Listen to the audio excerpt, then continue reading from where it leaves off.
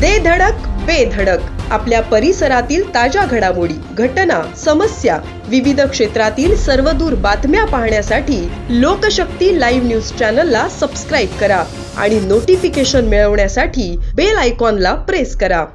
पनवेल शहर परिसरात 2 चर्चमध्ये चोरट्यांनी डाका टाकला होता।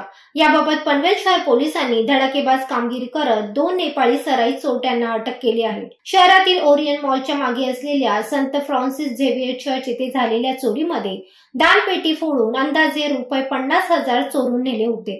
त्याचप्रमाणे शहरातील लाईन अडी येथील सेंट फ्रान्सिस न्यू चर्च येथेही चर्चच्या पाठीमागील दरवाजा तोडून तेथील कपाटात असलेल्या दानपेटीमधील ₹5,000 चोरून नेण्यात आले होते। याबाबतच्या तक्रारी पनवेल शहर पोलीस ठाण्यात दाखल होताच वरिष्ठ पोलीस निरीक्षक नितीन ठाकरे यांच्या मार्गदर्शनाखाली पोलीस पथकाने गुप्त बातमीदाराद्वारे व तांत्रिक तपासाच्या आधारे सराईत आरोपी धन बहादूर बिष्ट उर्फ पवन वय वर्ष 38 राहणार तळोजा गाव व धनबिरे राहुले विसुक्रमा वय वर्ष 31 राहणार तळोजा गाव या दोघांना ताब्यात घेऊन त्यांच्याकडे अधिक तपासात हे दोन्ही गुन्हे उघडकीस आणले आहेत। त्यांच्या अटकेमुळे पनवेल परिसरातील अजूनही काही गुन्हे उघडकीस येण्याची शक्यता वर्तवली आहे।